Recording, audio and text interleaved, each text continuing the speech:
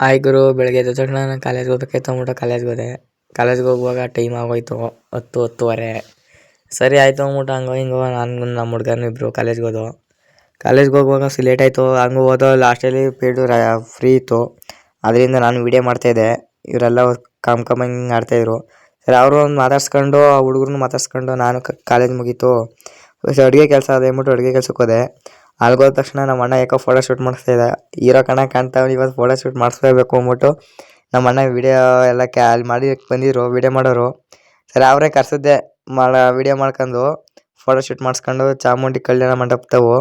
ಸರಿ ಆಯಿತು, photo shoot ಮಾಡಿಸ್ಕೊಳ್ಳಿ ಅಂದ್ಬಿಟ್ಟು ನಾನು ನಮ್ಮ ರಕ್ಷಣ ಹಂಗೆ ಕೃಷ್ಣ ದೇವಸ್ಥಾನ ಅದೇ ಅಂದ್ಬಿಟ್ಟು ನಾವೇನು ಮಾಡ್ದೋ, ಸರಿ ಆಯಿತು ಅಂದ್ಬಿಟ್ಟು ದೇವಸ್ಥಾನ ನೋಡೋಕೆ ಹೋಗಮ್ಮ ಅಂದ್ಬಿಟ್ಟು ನಾನು ರಕ್ಷಣ ಹೋದೋ. ನಾನು ನಮ್ಮ ಅಣ್ಣ ಹೋದ ತಕ್ಷಣ ದೇವಸ್ಥಾನ ನೋಡ್ಕೊಂಡು ನಾನು ನನ್ನ ರಕ್ಷಣ ಏನಂತ ಐಡಿಯಾ ಆಗ್ತು ಅಂದರೆ, ಈಗಿನ ಕಾಲದವ್ರು ಯಾರು ಈ ಥರ ಶಿಲೆಗಳನ್ನ ಕೆತ್ತಕ್ಕಾಗಲ್ಲ. ಆಗಿನ ಕಾಲದವ್ರು ಕೆತ್ತಿರೋವನ್ನೇ ನೋಡ್ಕೋಬೇಕು. ಈಗಿನ ಕಾಲದಲ್ಲಿ ಕೆತ್ತಬೇಕು ಅಂತಂದರೆ ಅಂತ ಆಗಿನ ಕಾಲದವ್ರು ಶಿಲೆ ಕೆತ್ತೋರೆ ಬರಬೇಕು. ಸರಿ ಆಯಿತು, ನಾನು ನಮ್ಮ ರಕ್ಷಣ ಅದೇ ಥರ ಮಾತಾಡ್ಕೊಂಡು ಹಂಗೆ ದೇವಸ್ಥಾನ ಸುತ್ತಾಡ್ತಾಯಿದ್ದೋ. ದೇವಸ್ಥಾನ ಸುತ್ತಾಡುವಾಗ ಹಂಗೆ ಕೃಷ್ಣ ನೋಡಿ ನಮ್ಗೆ ಖುಷಿ ಆಯಿತು.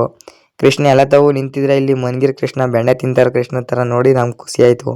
ಸರಿ ಆಯಿತು ಅಂದ್ಬಿಟ್ಟು ನಾನು ರಕ್ಷಣ ಹಂಗೆ ಓಡಾಡ್ಕೊಂಡು ದೇವಸ್ಥಾನಗಳೆಲ್ಲ ಸುತ್ತಮುತ್ತ ದೇವಸ್ಥಾನಗಳೆಲ್ಲ ದೇವರಿದ್ದೋ. ಸರಿ ಆಯಿತು ಅಂದ್ಬಿಟ್ಟು ನಾನು ನಮ್ಮ ರಕ್ಷಣ ನೋಡ್ಕೊಂಡು ಆಮೇಲೆ ಅಡುಗೆ ಕೆಲಸ ಸ್ಟಾರ್ಟ್ ಆಯಿತು.